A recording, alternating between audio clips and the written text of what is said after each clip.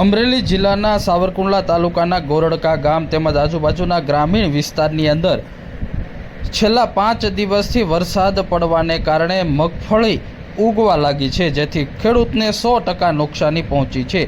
મગફળીના ડોડવા હવે ફાટી અને પુનઃ ઉગવા લાગ્યા છે, જેથી ખેડૂતોનો હાથમાં આવેલો પાક મોટી નુકસાની પહોંચી છે। मारू नाम मेरुभाई वंद्रा, गाम गोरडका। मगफળી અઠવાડિયા બારી કાઢેલી છે, રાપ બારેલી છે, પાથરા પડ્યા છે અને 6 દિવસથી એક જ ધારો વરસાદ પડે છે।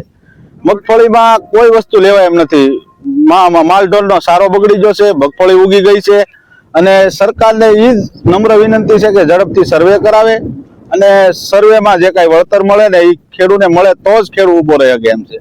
ખેડૂત નકર આમાં હવે બે પાંદડે કાંઈ વધે એમ નથી, એટલે થાય એમ નથી, મજૂરીનો ખર્ચો જ નીકળે એમ।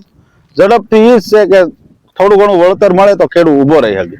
નામ છે વનરાજભાઈ, ગામ ગોરડકા। 20 વીઘાની સિંગ છે, મગફળી આવ હડી ગઈ છે અંદર। વરસાદ 6 દિવસ તો એક ધારો પડે છે, પણ સરકાર સહાય આપે ને આમાં કઈ કરે, આગળ પગલા લઈ આના સર્વે તો કરી દે વારા બરોબર। ગઈ સાલે આ રીતે સર્વે કરી ગયા હતા, કાંઈ આપણને મળ્યું। અમરેલી જિલ્લાની અંદર છેલ્લા 5 દિવસથી નવરાત્રી દરમિયાન સતત વરસાદ પડી રહ્યો છે।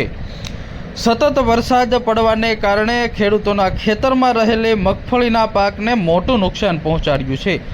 અમરેલી જિલ્લાના સાવરકુંડલા, ધારી, બગસરા, ખાંભા અને રાજુલા તાલુકામાં આગોતરું ખેડૂતો વાવેતર કરતા હોય છે।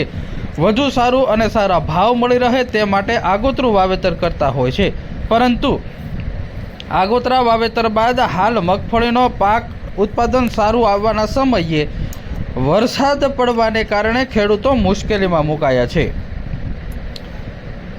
અમરેલી જિલ્લાના સાવરકુંડલા તાલુકાના ગોરડકા ગામના ખેડૂતોએ આગોતરું વાવેતર કર્યું હતું અને મગફળીનો પાક હાથમાં આવતા સમયે વરસાદ પડવાને કારણે મગફળી પુનઃ ઉગવા લાગી છે, જેથી મગફળીનો દાણો ફાટી રહ્યો છે અને ફરી પાછી જમીનની અંદર વૃદ્ધિ અને વિકાસ કરી રહી છે, જેથી આ હાથમાં આવેલો કોળિયો છીનવાયો છે।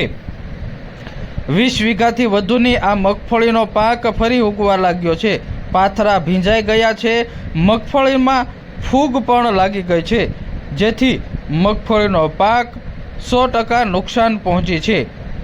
સતત વરસાદ પડવાને કારણે ખેડૂતોનો પાક નુકસાની પહોંચી છે અને ખેડૂતો હવે સહાયની પણ માંગ કરી રહ્યા છે।